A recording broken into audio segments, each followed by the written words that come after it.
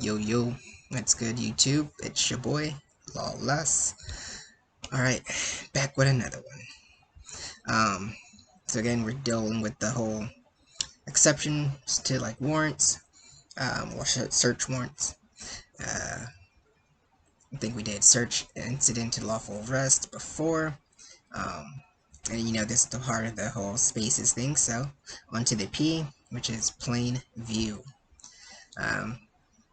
Quite simple. We're gonna break this up in actually like three different elements. One is a lawful vantage point.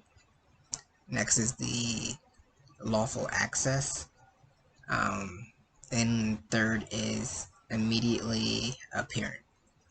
So, lawful vantage point, though, like the officer needs to be in a constitutionally protected area, unless there's like an exigent circumstance.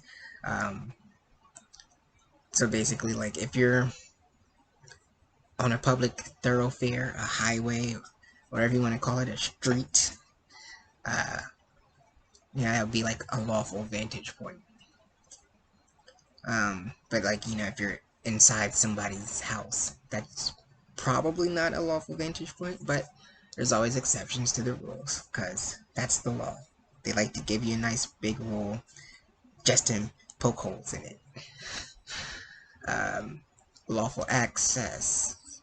That just means like you can seize that item without violating the Fourth Amendment. So, you're not like, oh, I'm in a lawful vantage point, and I can just take that item and seize it. But if you have to go somewhere like within somebody's house to go seize that item, that area is protected under the Fourth Amendment. So you're gonna have to run through all your steps. You're probably gonna need to get a warrant, unless there's like an exigent circumstance, to go and seize that item. Then immediately apparent, that's just the kind of, I guess, the probable cause of believing that a piece of evidence or contraband is illegal or not, legal to possess or have.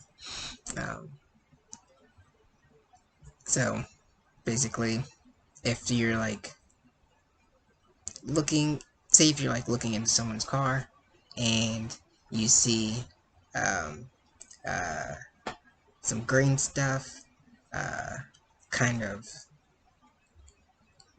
I don't know, like a powdery, like somebody had it and then they broke it up with their fingers and it's all powdery-ish, like a shake or something. And then it's wrapped in a clear cellophane wrapping. You know, it could be immediately apparent to that officer that that somebody got some greenery on them. You know, uh, so yeah, that's one of those immediately apparent. So those are like the three elements that the officers are looking for. Um, so there are like two big court cases related to that: Horton v. California and Minnesota v. Dickerson. So in Horton, the officers had an arrest warrant. So they went into the guy's home. I think they had a search warrant as well. Went into the guy's home. Um, in his home, they found some guns. They're just sitting out in the open. And the courts just held that the inadvertence of finding something like the guns was perfectly fine in for a plain view search. So that warrant like gave them the lawful vantage point to enter to the home, or the arrest warrant law and the search warrant. It gave them lawful access because they were there to sees him, sees property, and then it was immediately apparent, these are weapons. Uh, we had a robbery, so they might be the guns that were related to that robbery. So they could seize that as well. And then Minnesota v. Dickerson. In that one, I don't even know. Actually, we'll just jump straight into, like, there was a stop of the guy. They were patting him down, and they felt something, and it wasn't like a weapon. It was, I think it was a crack rock, and the officer was patting him down. He felt it, and he was kept touching it, kept touching it, kept touching it, and then the court was like, whoa, that prolonged touching isn't really authorized. It just demonstrates that, it what it wasn't immediately apparent to be evidence or contraband. So, oh, by the way, touch is like the natural corollary to sight, so if the search is lawful.